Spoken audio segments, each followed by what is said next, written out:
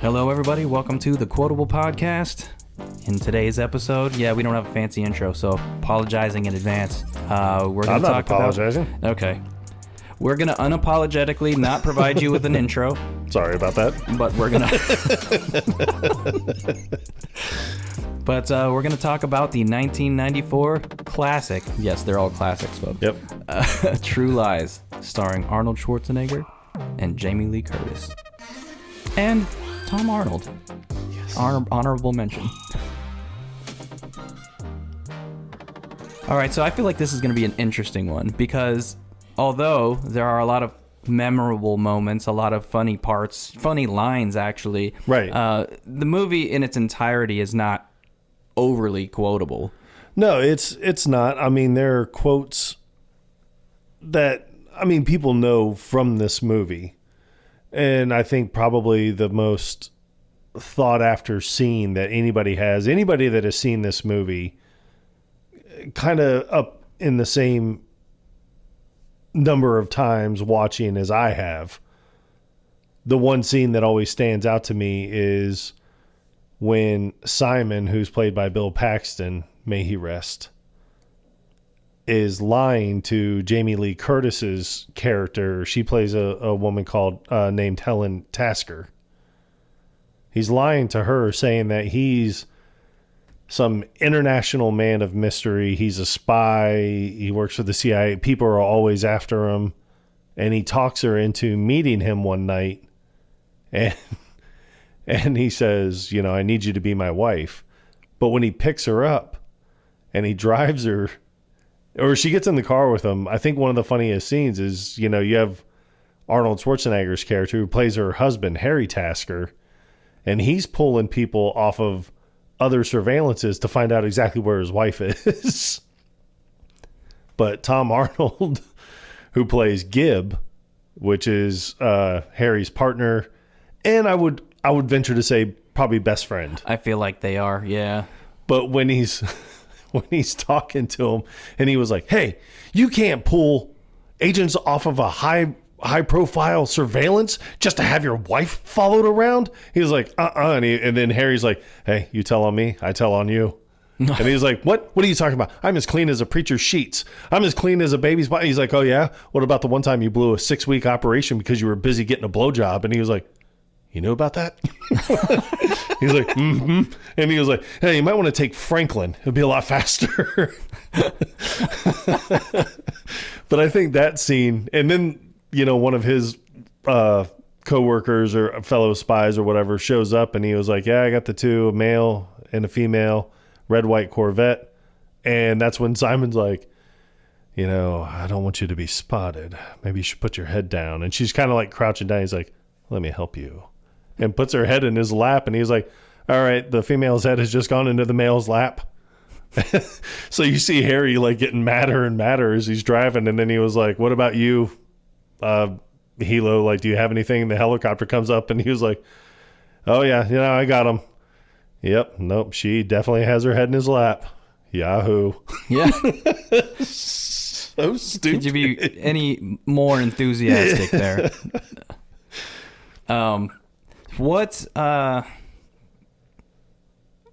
I guess, everybody who remembers True Lies, I think the scene that stands out for everyone is the scene where Jamie Lee Curtis has to do the strip tease. Yes, she does. And I actually quote that guy a lot that made the tape. It's funny because in order to do this part, Harry, he's trying to, I guess, give Helen something that she's been craving, because when he finds out that she's, I guess, quote unquote, cheating on him, which she's really not. Yeah, no, nothing like that. And I don't even think that she ever thought that it would be something romantic between her and Simon. But after she kind of, gets arrested, air quotations, by her husband and Gib, and they have her at the whatever department they work for. Undisclosed. Yeah, and they're interviewing her, interrogating her. She's like, oh, he wanted me to pose as his wife and go to Paris with him because, he's saying he's going to save the world, whatever. And then Harry, who has a distorted voice through the speaker, he was like, and you said yes? And she was like, yeah, I did. He said he needed my help. Yeah, and then he was like, well, why'd you agree to this? And he was like, she was like, I just thought I'd be doing so much more with my life. And I just wanted to look back and be like, see, I was wild. I was wild. I was young. And it's like, okay, one, you're not wild. You're like a housewife that works at some, what I could tell is like an accounting firm or something. So you're not wild. You're not young. But then she just wanted that validation to be like, see, it was crazy to do, but I did it. I went out and I fucking did that. What I don't like about that scene, and then I'll get back to my previous point. They have the voice distortion. Yes. Which it will distort your voice, but if you have an accent, that's not going to change. So when Harry, who is played by Arnold, is speaking into the microphone with the distortion, you would still be able to hear his Austrian accent, and you can't. Right. You hear it played back, and it sounds like American. Yeah. So that part of it kind of bothered me. So when you're hearing the distorted voice, it's not actually Arnold's voice. Yeah. So that bothered me. But it's funny when Gib kept chiming in, like in different moments. So he's not exactly ringing your bell, is he? Right. He's like, would you let me handle this part of it? But anyway, when Harry finds out that she's been seeing this guy and he tries to intercept that, he's like, okay, well, let me stop this in its tracks. But at the same time, give Helen something that maybe she feels like she has been missing. So brings her into this fake... he gives her a little assignment. Right, exactly. So he has this French guy record this scenario. He's just like talking sexy. And it's funny because at one point as he's recording the different lines, he stops and he says over to Gib, he's like, who wrote this crap? He's like, c'est la merde, which is like French for this is shit. Well, it's funny because like when he first pokes his head out, he's like, hey, Gib, who wrote this crap? Harry? But I do say that one line literally all the time. When he's like, Dulcimo. He's like, no, you're doing it wrong. Do it slowly. Do it. Do some more. Yeah. And I can never remember the order that he says it, but he says, do it Dulcimo. Do it very slowly. I love that line. So when Harry has this tape recorder and he's playing it, it's this little like cassette tape. Yeah. And like a Walkman. But it's like somehow connected to like speakers in the room or something because like those things are not loud. That's what I was going to say. It's like, how can she mistake what's coming from this tape recorder as this person in the room actually talking to her? This shadowy figure. There he is, lurking in the shadows. Now, remove your pantyhose. I'm not wearing any. Very good. Oh, God. I got to say, Tom Arnold's character, I appreciate his character in this. So when Harry finds out that Helen is going around with this guy, he gets upset, but Gib is trying to make him feel better about it. He's like, "What? Welcome to the club, buddy." Yeah. So he's got this going for him. He's like, he's never really had a successful relationship. He never had any kids or family, but he's trying to help his pal get through this quicker than... I like that when he's talking to him, because you find out like at the kind of like, second scene is, the day after they get back from the whole movie starts with him at a very important assignment. They get away from that. He gets home that night, and the next morning Gib goes over to just pick him up to go to work. But he's wearing sunglasses when he walks in, and he takes a pack of cigarettes and puts it on a mantle because there's a CCTV camera in the cigarettes. So he has it on his jacket. Harry comes down for a cup of coffee, and they're talking, and he was like, here, check these out. So he puts on the glasses, and he was like, Where's the feed coming from? He was like, oh, I got a CCTV out there and a pack of smokes on the mantle. And he sees Arnold Schwarzenegger, Harry, sees his daughter stealing money from Tom Arnold's jacket. And he was like, what? No, Dana, no. And he was like, she's ripping you off. And then you just see Gib and he's like, I knew it. But when they're talking about it, he was like, hell, I just thought it was my wife's piece of shit boyfriend, because I had to move back in with them and everything. He's like, there's never beer in the goddamn fridge.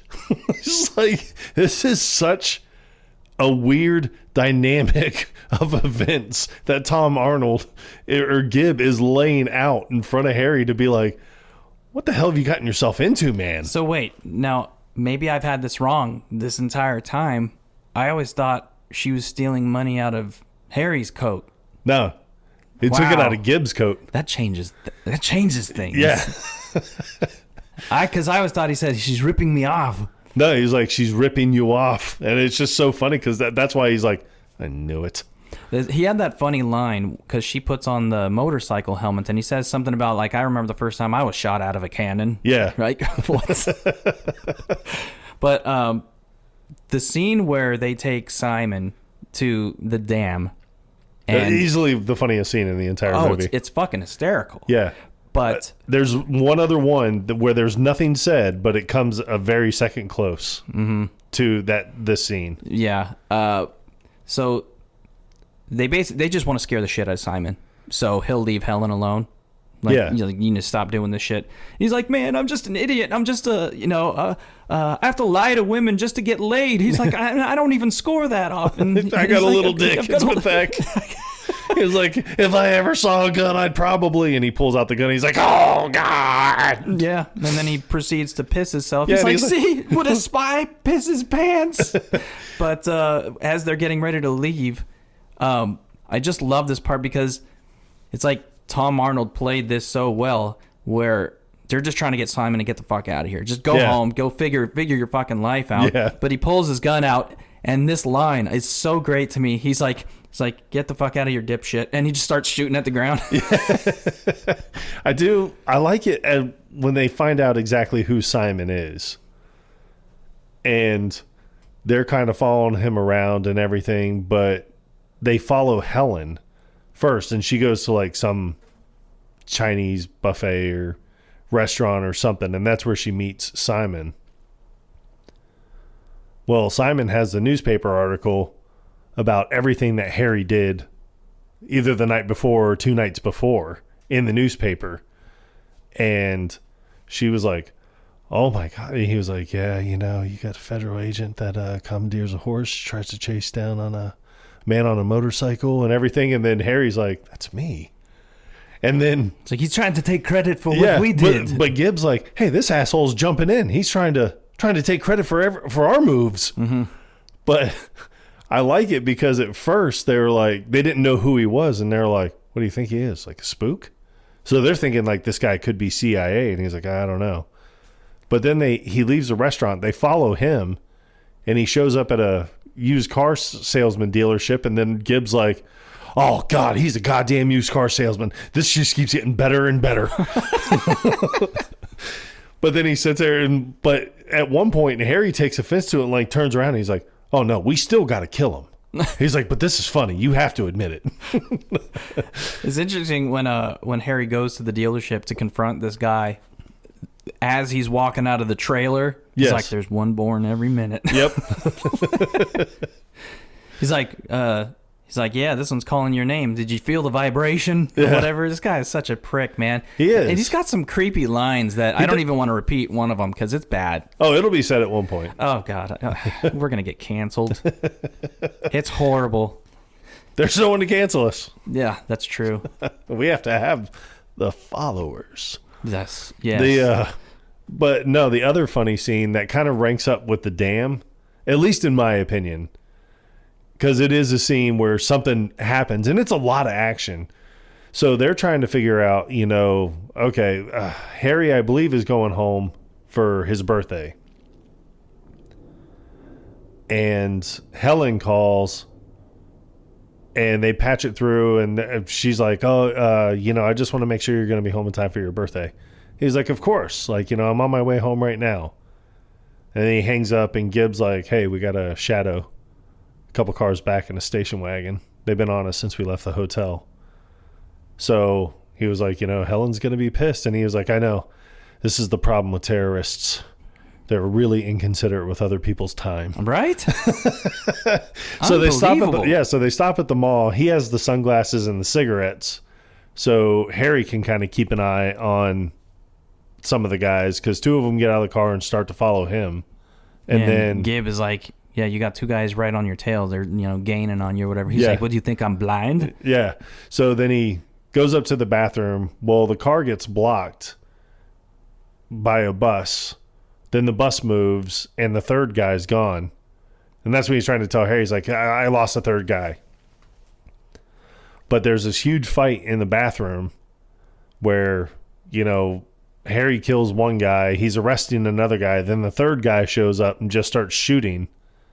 Ends up killing the second suspect. There's a gunfight and everything that kind of happens. And then as the guy's running, he runs and jumps out a window, but Gib had just passed that window, and he was like, freeze! And the guy turns around and just starts firing. And at this point, I know Tom Arnold has lost a lot of weight, and good for him, but at this point he was overweight, and he's hiding behind, this little light pole, and every bullet misses him. Before Harry walks away from the car, there's a moment where he's lights up a cigarette. Yeah, and he starts coughing. And what does he say to Tom Arnold? Because he calls him an asshole. No. What happened? He takes the drag off the cigarette and he's like, and then you just hear Gibb say, "Dickhead." And he's like, "Blow me." Why? I don't. It's a funny exchange, but I don't think I ever understood that. I don't understand it either. Because what would be more effective in that area is if he's like then you just have Gibb be like, pussy. Yeah, that would be more, that would have made more sense. I never understood dickhead. It's blow me. Oh man, but this scene leads up to a chase with the main antagonist, this terrorist guy, head of the Crimson Jihad. He's on a motorcycle, and Harry commandeers a police horse. Yes. Somehow he ends up on this horse in an elevator going up to the very top floor of this high rise. Right. And the terrorist drives the motorcycle off the top of the building across to another building with a pool, lands in the pool. Completely impossible. Very impossible. The physics ain't physicking. No, it's definitely not physicking at all. No. But I did read an interesting article that Albert Einstein's full of shit, man. Right? Where Arnold actually was in danger. He actually could have died in the filming of the scene. Obviously, he was not at the top of an actual building, but apparently he was 90 feet off the ground where he was on top of this horse, and they were trying to make it as believable as possible. But while they were filming this scene, I guess the horse kind of panicked and started spinning around and freaking out, rearing up and everything. And Arnold's like, all right, this is bad.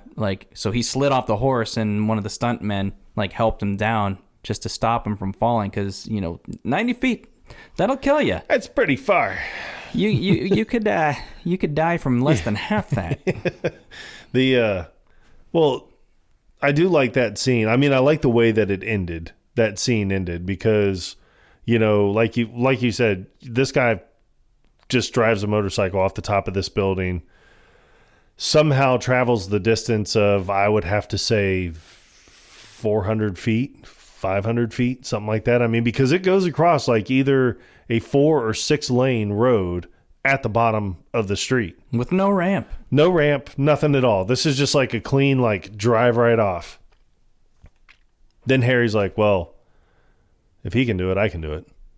So he has his horse at 1 horsepower. That's going to try and make this jump. So as it's running, then I like that it zooms in on the horse's eyes, and the horse's eyes get big, and it's like, yeah, no, we're not doing this.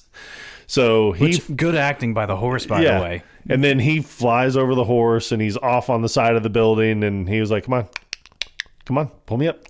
So he pulls him up, and he's just staring at the guy from across the street, and the guy runs off, and then he turns around and looks at the horse, and he's like, what kind of excuse of an officer are you? He's like, we had him. You let him get away. And then the horse kind of looks away, and he's like, no, look at me when I'm talking to you. Yeah. What's the matter with you? We could have had him. Yeah. Yeah, that was definitely a good scene. So you have the whole thing in the bathroom. Oh, and this is the one thing that I wanted to note.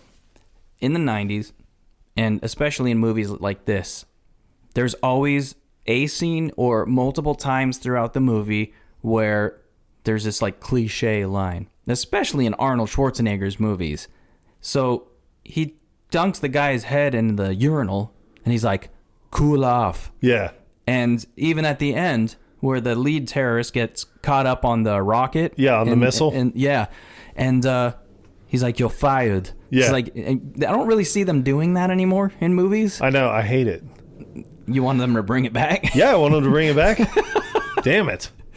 I think the closest thing that I've seen to it in recent years, and it's not even recent years, I mean, hell, the movie's probably 10, 11 years old now, was The Expendables. Yeah. Like in those franchises. I think one of the things I love the most about that is, you know, a long time ago, you had Arnold Schwarzenegger and Sylvester Stallone going through like this huge rivalry of like, who's going to have more kills in their movies? Who's going to have, you know, more death scenes? Who's going to, you know, shoot more bullets or have the bigger guns or have the bigger knives? And I think that one of the things that is in, at least, I mean, I loved it about 80s movies was the hero was always invincible. Like, yeah, they would go through some shit. They would get hurt. Something would happen to them, but they always won. Yeah, things that would kill the average man would not even, not phase them to the point where they're incapacitated. But yeah. It's like you knew that the hero was always going to come out on top. Yeah. But then in the Expendables at the very end, you know, Steve Austin has a role in the first one, and he's fighting Sylvester Stallone. Something happens. Steve Austin runs off. Sylvester Stallone meets up with the rest of his team, and one of his team members are like, yo, where you been? And he was like, getting my ass kicked. Speaking of Sylvester Stallone, there is the line in True Lies where, like, Helen, she's in the thick of it. You know, there's no turning back because after the scene in the hotel room where she has to, you know, do the striptease for Harry, they end up both of them get kidnapped. Yeah. And from that point on, it's just like there's no turning back. Right. Like she's in it now. So she understands like her husband is actually a spy. He's really good at what he does and everything. But she has that line where she says, oh my God, I'm married to Rambo. Yeah. And it's like, if he heard her say that, he'd probably take offense to it. Like, I'm bigger than Stallone. What are you talking about? Yeah, and there are so many things that, you know, Arnold has done. And not even Arnold, but like Sylvester Stallone has done where they've just poked fun at each other. So, and I'm glad that, you know, hearing about rivalries like that where it actually did kind of start off as a rivalry, but now they're really, really good friends. Yeah. So but I don't know why I just thought of this because it has nothing to do with True Lies, but that scene in it wasn't Predator. It's the scene where he's like, Dylan, you son of a bitch. Yeah, that is Predator. It was Predator. Yeah. Because that's when he goes to the base for like the first time. And I actually say that a lot too.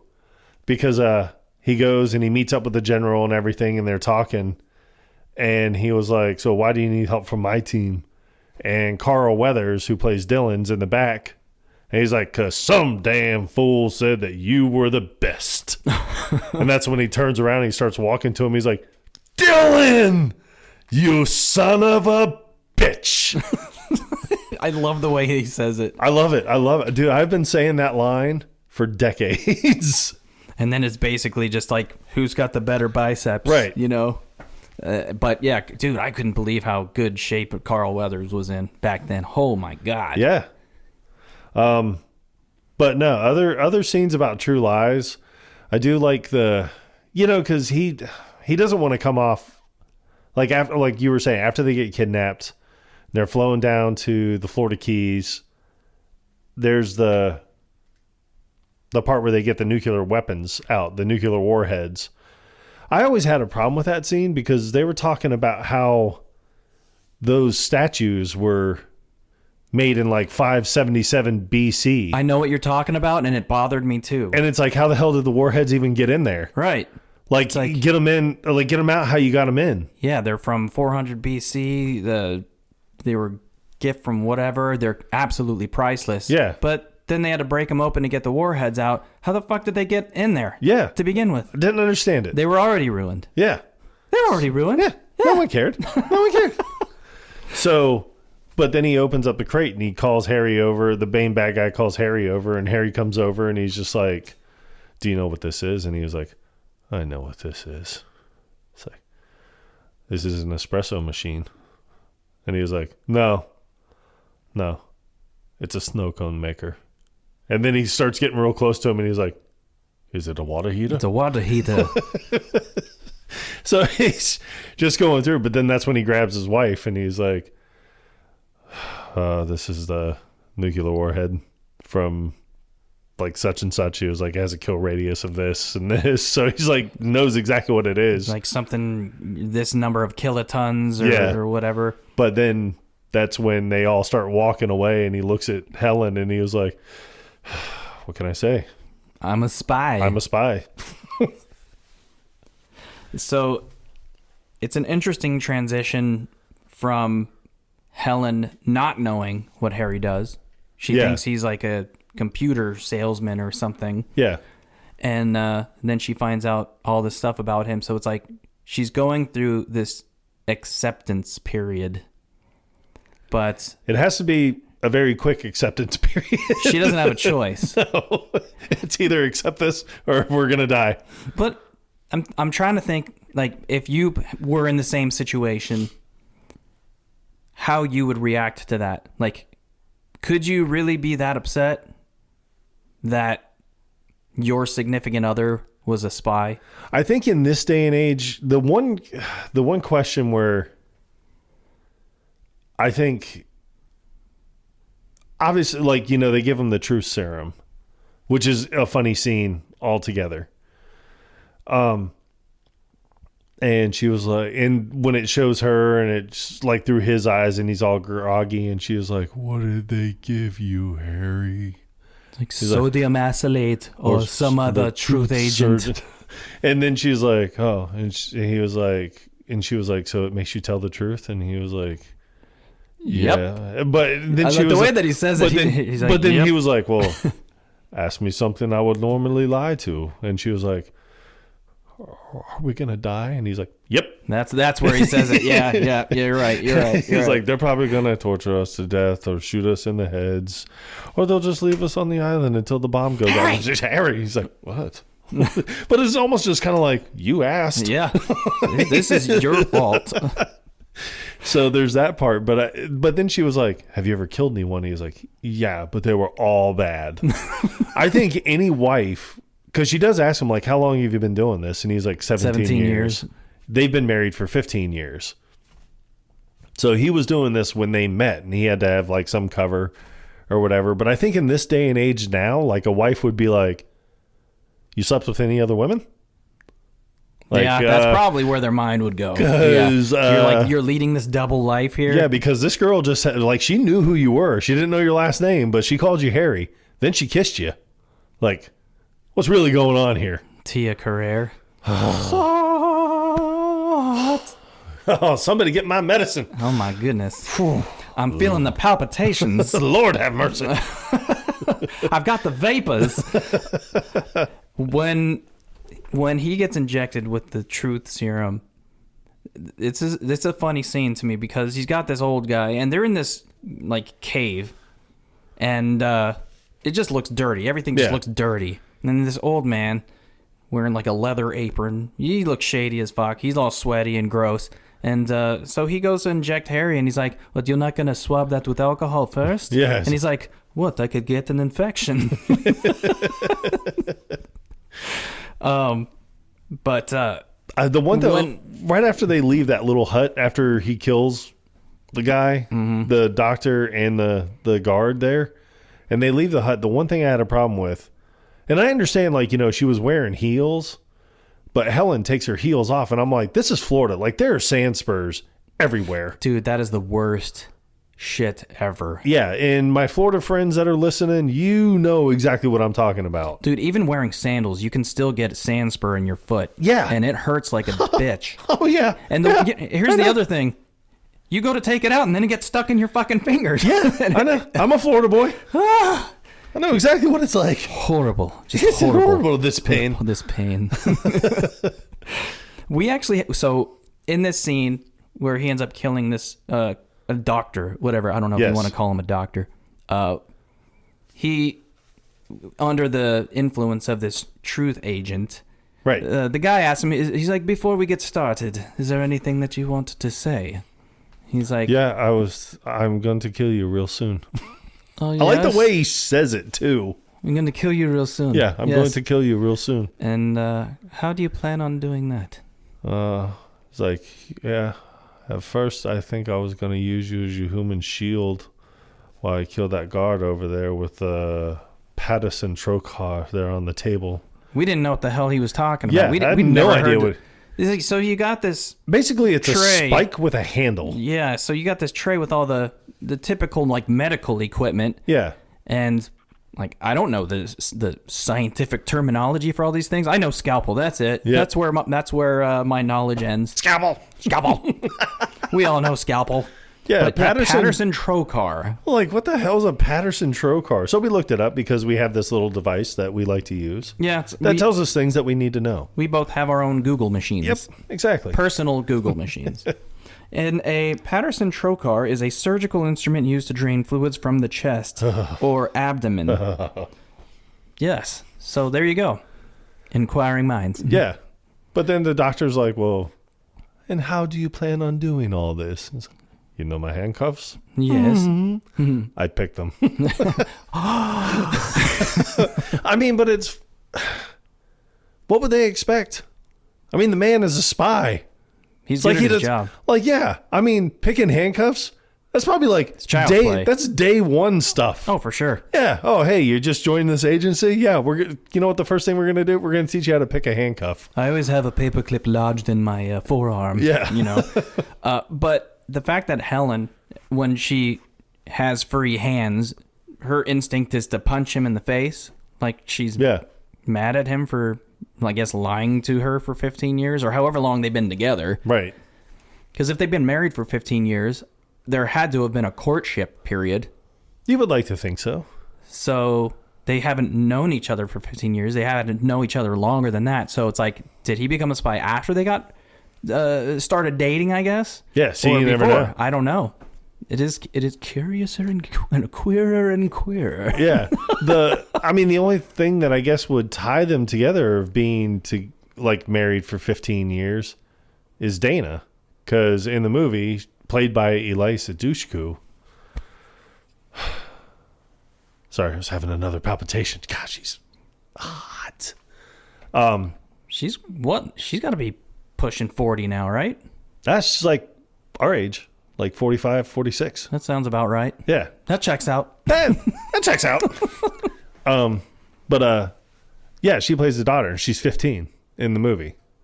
So that's the only way that you can sit there and be like, oh, she's 15. Like they've been married for 15 years. So yeah, they didn't hesitate. Yeah. Let's get this family going now. 9 months after our wedding date, you were born. And then we stop at 1. That's it. Once we discovered she was a thieving bitch, we wanted no part of this. Exactly. But so funny scene with Helen, you know, she has to kind of help. They got to escape this situation here. Yeah. So Harry hands her an Uzi. Yeah. And she's like, what do you want me to do with this? Right. And she at one point drops the Uzi because she fires it and immediately loses control of it. Very similar to what happens in Night and Day. Yes. She drops it, and this would never happen. It bounces down the stairs, and it continues firing as it hits every single step. Guns don't fire if you drop them. That's not how it works. Well, it's funny because there is a line, and I know we're going off the topic of True Lies, but there is a line from a TV show, very popular TV show called NCIS. I'm sure you've never heard of it. Okay. Well, anyway, ipso facto, there's a TV show. Go on. But at the very end, they figure out who this guy is killing these people, and they go to where he is. And the guy was with U.S. Marshals, and he shot and killed both U.S. Marshals. But then when he gets out, he realizes, I'm outmanned, I'm outgunned. So he gets out, and he has no choice but to give up. But he's holding like a Beretta or something like that. And they're like, drop the gun. So he throws it.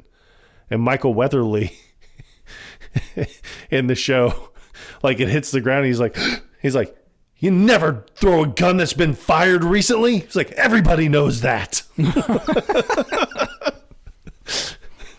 Well, it just kind of goes back to like the whole guns don't kill people. Yeah. People kill people. Exactly. People kill people. Dropping a gun down the stairs is not going to cause it to fire repeatedly. Yeah. I mean, I own a few firearms. I'm not going to lie. Not once have they killed anybody. But for the sake of, I guess, comedic effect in the movie, it was effective for that purpose. It was. And killed every other guy that was in that area. Yeah. What was interesting is, so he was injected with the truth serum. We don't know how long this stuff is supposed to take into effect, but he kills the two guys he kills the doctor, he kills the guard, and then they're wandering around the side of this building, and then they get to the corner, and then you see him kind of just like shake it off. Yeah. It's like, oh yeah, but I feel like he probably would have still been fucked up, like drugged out of his mind. But he was still doing like his aim was precise. Oh yeah, it didn't impact his abilities at all. Yeah, because he's killing all those people like around the grates and the pallets and everything, and then that one guy like grabs Helen and has the gun, and he's like, drop the gun. So he drops the gun but has that gun like in his belt and turns around real quick and nails him. Next time, duck. Yeah, it's like, my God, man, like it's a damn good shot for like being all drugged up, right? It's like put an apple on top of your head and give this guy a bow and arrow. Please, I drug myself every Tuesday. It doesn't take that long to wear off. I'm trying to build up a tolerance. But it was interesting how they did when they were trying to film things as if you're looking through his eyes. Yeah. So the camera looks all shaky and like distorted. Yeah. It's like, that was pretty effective. I'll give him credit for that. That was good. It was good the way they did it. And even they distorted the voice. Like when Helen is talking to him, it sounds all slowed down. Yeah. What did they give you? I don't know why I gave her an accent. She doesn't have an accent. What did they give you, Harry? Sodium methanol or some other truth agent. Nobody knows. It's boring. Yeah. This is part of my life. Ipso spies. Burp, burp, burp. So the opening scene where he has to go into he has to infiltrate that party. That big mansion or whatever. Yeah, because he's got to get like on someone's computer or something to get the files or something. File. Honestly, tell you the truth, people, that is my favorite thing. Before every episode, we look for something, or Morgan's looking at something, and my favorite thing is like always check file. I don't like it. He said it's never in file, but I am really starting to think that he's full of shit.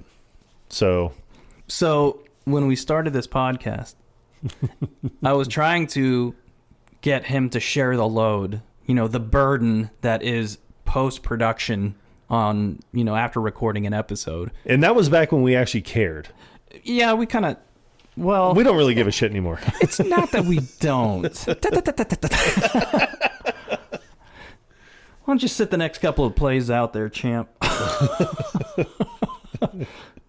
So in the recording software that I use, I was trying to show him how to do, add all the fancy touches to make our audio sound as good as possible. It's still pretty bad, but you know what? We do what we can. Yeah, we do. And every option that we do, it's under effect. But he, just to mess with me, would say, okay, so you go to file. I'm like, no. Effect. He's like, no, I'm File? pretty sure I saw you go to file. I'm like, nope. I've seen you in file numerous times. Never have I ever. So that's been like a long, like, running joke between the two of us. If there's a way that I could remove the file tab, I would. I would get rid of it in an instant. I would just use a keyboard shortcut to save it instead. Because that is the only time I need to go to file, is to save the fucking recording. But I digress. But yeah, this is the moment where he meets Tia Carrere. Yes. But Juno Skinner. Just the confidence that he has to go in, pretend that he knows people. Like, he bumps into the Colonel at that one point. Oh, Colonel, so good to see you. It's been a while. Yeah, and then he walks it away, and has. the guy is like, who the hell was that guy? But he even he speaks, I think, in French when he's talking to the waiters. I think he speaks in French at that point. I think he speaks in Arabic at another point. He knows, like, every language. Yeah. It's he probably ridiculous. even knows Mandarin, for fuck's sake. Yeah. But yeah, he in French, he says something about, he's like, what, there's too much garlic in this. He's like, get rid of this crap. Yeah. All of it. Take it all away. But the fact that at the end of the movie, I don't know if Helen just becomes a spy too. Yeah. I guess. I think that's Like, kind of what it does. when in Rome. Yeah. And the thing that I didn't like was, it's Gibb that calls her. Doris. And, because after the interrogation thing, he was like, we're going to give you a little Simon. He was like, your contact's name is going to be Boris. And you will be. And she's like, Natasha? Natasha? He's like, no, Doris. So she's disappointed. Yeah. So you have Boris and Doris. But so when Gibb calls her to go to the hotel to do like the little dance and everything like that, he has the voice scrambler thing on. But at the very end of the movie, like a year later, she gets the phone call and she gets up and she's like, hello. And it's like, Boris and Doris. Like, it's the voice scrambler. And she was like, we're on. Why do you need the voice scrambler if she already knows who you are? Yeah, you already know who it is. I mean, come on. we don't need this. What was weird is right before the phone rings, they're playing Thumb War. Yep. And I'm undefeated, left hand. And Harry is like acting like he doesn't know the rules or something. So he's like cheating every single time. I don't even think he's cheating. I mean, like, how can you pin down Arnold Schwarzenegger's thumbs? It's impossible. Yeah. I mean, they have to be the size of like Coke cans or something, as much as he worked out at that point. But God. But she's trying to correct him. Like, you don't understand You're the rules. not You gotta doing it right. You gotta wait. But I do like that it has the close up of his face, and he's like, ha ha ha ha. Yeah. That was good. So after that beginning scene where he is working on completing his mission, he's got to escape because he's got what he needs. These couple of guys come down the snowy hill, and he just shoots him with the pistol, and it cuts to Gibb, and he doesn't say anything, but he like licks his lips a couple times, and he's got this look on his face like I could have done that or something. Yeah. Like I don't know what that face was supposed to mean, but it was funny as hell. Like I don't know, but just Tom's character was so great in this movie. The interrogation itself was pretty funny. The questions that they were asking her, it seemed very off, and at some point she picked up on it. Like, why are you asking me these kind of questions? Well, it was like you would like to think that, because all the questions were kind of centered around adultery. Yes, like they weren't like. They were like, well, how long have you known Carlos? And how long have you been a part of his operation in international arms dealing? And she was like, I don't know anything about international arms dealing. And he was like, oh, please. Like, what faction is he part of? I don't know about any faction. Yeah, and then she was like, I just met Simon or whoever you say he is just a few weeks ago. And just like, I don't even know him. He was like, well, that's not what it looked like when we found you. Yeah. Please, you're killing me here. But then, but I do like that when he's sitting there and he was like, no, we know that you're having intimate affairs like all over town. And she gets like mad and she denies it. And then he covers up the microphone and Gibb looks at her and he's like, she's lying. Yeah. But then when they go on, Gibb, hold on. Yeah. Gibb chimed in twice, basically saying the same thing. One time he said, not exactly ringing your bell, but he says something else that's almost exactly like that. Yeah. Do you remember what that first one was? I don't remember. I don't remember at all. Or no. He was I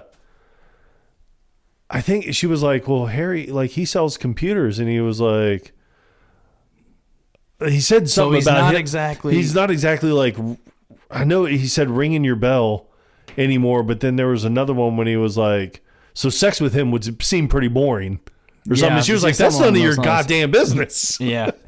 But then, so you didn't have sex with him. If you're going to ask me every question twice, we're going to be here a very long time. Yeah. But then, when she finally like picks up the stool and just starts smashing the window, and they're like, calm down. And then she like, they stopped. You just see Gibb, and he's like, oh no, she could be telling the truth. Yeah. Oh no. Now that I think about immediately changes his story. I don't know, Ron. It's like, so you either help us out. Yeah. Or what was the other option? You spend the rest of your life in a federal prison. And she was like, let me think. Let me think. And he was like, yes or no? And she was like, of course, yes. Stupid. But I do like when he's when Harry finds out, and you know that she's talking to someone else and everything, and he's like devastated, and he comes back outside, and he's just slowly walking across the street, and not minding the traffic. Yeah, and that bus is like blaring on its horn, and Gibb turns around, and he's like, hey, get over here, and he's just like, all right, now get it off, but he looks at the bus driver, he's like, fucker, but he's sitting there talking to him, and he was like, Helen is having an affair, and he's like, oh, welcome to the club, buddy. And then he starts talking about like all the ex-wives he's had, and he was like, hell, ex-wife, number 2. He's like, I get home, the entire apartment's cleaned out, and he was like, that bitch even took the ice cube trays. What kind of sick bitch takes the ice cube trays out of the freezer? I like when Harry like grabs him, he's like, stop trying to cheer me up. Yeah. But I mean, he does make a good point. He's like, Harry, you're never home. You're never home, and she's a woman with a pulse, basically. Yep, exactly. It's like, it was just a matter of time. Yeah. So but all she wanted was just a little bit of excitement. She wanted some excitement. Yeah, that was and she got a little bit more than she bargained for. Agreed. I think another funny part, and I think it's just the way that she acts in the scene, because like her and Juno get in the fight in the limo, and Juno has the gun, and she shoots and kills the limo driver. Well, he just kind of falls forward and foot on the gas, so it takes off. That guy was funny looking. He was funny looking. He's this like big fat Arabic guy with almost like a Jerry curl hairstyle and a beard, and just this huge fat head. Like, he looks like a Muppet to me. He does. But when Helen's trying to get out of the top of the limo and everything, and Harry's hanging on the helicopter, and he's like, the bridge is out. And she's like, what? I can't hear you. The bridge is out. And she sees him pointing, and she turns around and looks, and she was like, oh, the bridge is out. Like, like, hurry up, get down here. But I love all the little lines, like, because, the helicopter, I imagine it's probably got to be, because the limo is just going back and forth on the road, because essentially no one's steering. There is no pilot of the car. Yeah, so it's just going back and forth. So the helicopter can only do so much. Like, all right, come on. Like, I can't keep it steady. I can't go right and left. It's not simple like that. It's not like driving a car. But I think there's one part where Helen's like, oh, Harry, get back here. It's like he had a choice in the matter. I do like... she ends up grabbing the champagne bottle, because before the driver gets shot and everything, Juno offers her a drink. It's like, because she pours herself a glass of champagne, and she's like, do you want one? Yeah. And then Helen ends up using that line afterwards. She grabs this champagne bottle and hits her over the head, and she's like, how about 2? And then hits her again.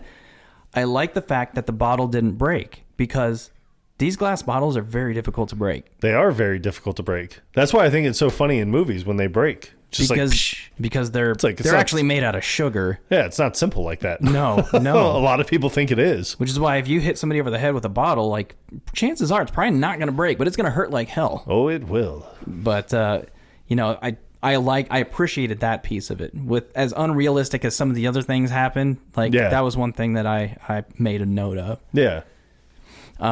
The later half of the movie, not really the later half, but like the ending portion of the movie, I would say a good 25-30 minutes. There's not a whole lot of comedy there. There is it's just a lot of action. So as funny as this movie is, or as many funny parts as there are in this movie, it's a good action movie overall. It is. And I'm pretty sure it's because it's Arnold. Yeah. It has to be. It's gotta be.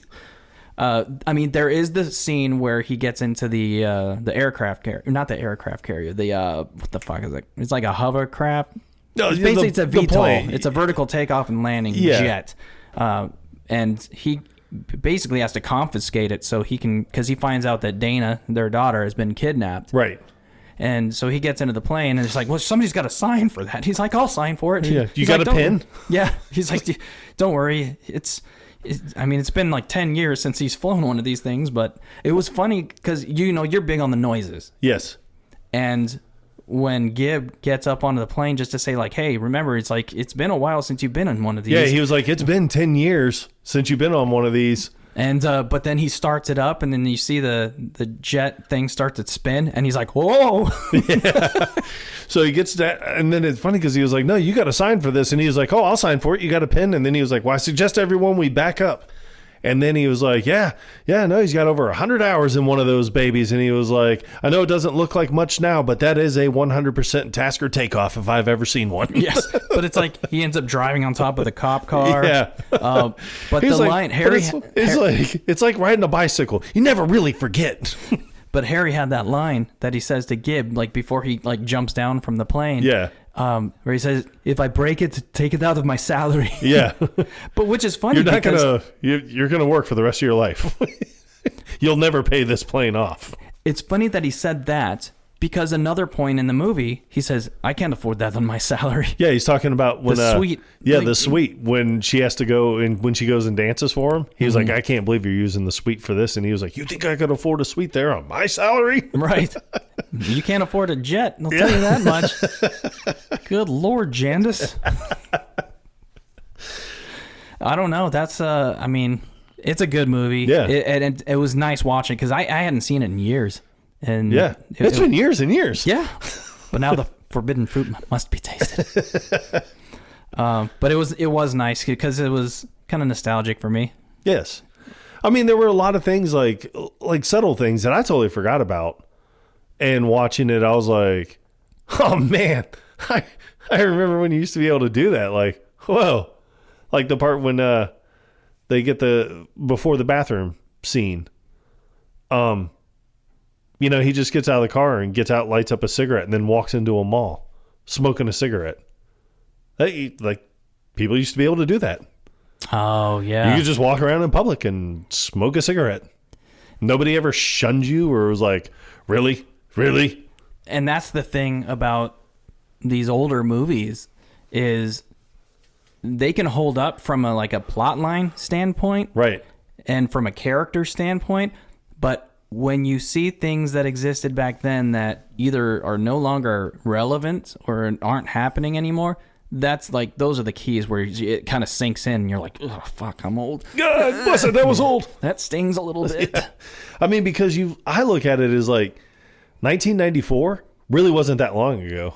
It doesn't feel like it. Yeah. I mean, but hell, that's 30 years 30 ago. years. But I feel like 1994 just happened. Yes. So it's one of those things where it's like, when you watch older movies like that and you see someone in a restaurant just light up a cigarette, that's what dates it for you. Cause it's like, whoa, like, man. And then I have like younger people that tell me, they're like, yeah, no, it's like, we know that it really wasn't like that. And it's like, oh yes, it was, dear. Yeah. It was like that. Yeah. But they'll refer to movies that came out in the early 2000s as old. Yeah. Like, you shut your mouth when you're talking to me. Shut your face. But what usually does it for me, is the technology. Like the TVs, like it's the old style TVs, Right. the tube TVs. So I'll see stuff like that, flip phones, or even beepers. People using use beepers. I know. And you know my history with beepers. I'm like, I say the only people that have beepers are drug dealers and doctors. And guess what? Doctors are drug dealers. So there you go. Beep, bop, boop. I met a guy the other day, or not. What the other day? It was like a year ago. Still had a StarTAC, a Motorola StarTAC phone. That was his everyday phone. What? Yeah. And it still worked? Uh-huh. I was like, how is that thing even still charging? And he was like, whenever the battery starts going on it, he's like, I just go online and get a brand new battery for it. Damn. I was like, That's man. baller. Yeah. That's exactly what I said. Because, I mean, I thought he just had it on his hip to be like, yeah, you don't know what that is. But when I saw it, I was like, oh, I know exactly what that is, sir. I said, that is one of the coolest phones that was ever made. And then I was like, I can't believe you still have one. He was like, not only do I still have it, it still works. Like, what? Dude, my favorite flip phone was the Motorola Razr. I had the black one. Nice. And I think that black one had just come out, but I just liked how thin it was. Yeah. So when you put it in your pocket and you could barely notice it. I know. See, and I want to go back to like stuff like that. Like I want a flip phone again. I don't like carrying around this huge brick. I hate it. Yeah, it is weird because phones were bricks when they first came out. And then they just started getting smaller and smaller, and now they're getting bigger and bigger. Yeah. I mean, I can't stand it. But then again, I don't really do a lot on my phone. So I know for a fact that I do not use my phone even to a 10th of its potential. No, I'm sure you don't. Yeah, no. That's a given. Yeah. That's a given. That's a given. Yeah. I mean, I threw it out there. You really didn't have to celebrate it. No, you got to say it twice. All right. So. Well, that's True Lies, everybody. And for our two listeners, you're probably around the same age as us, so you're probably familiar with the movie. But yeah, go give it another watch. Yeah, and if you don't have it on DVD, we did find it on Amazon Prime For $4. It's stupid. Okay. And I hate it when Amazon does this. Like, they shouldn't even give the rental option. You're already paying for Prime. You could rent it for $3.99 or you could buy it for $4.99. I mean, come on. It's a no-brainer. Yeah. Rent the fucking thing. Just wait, what?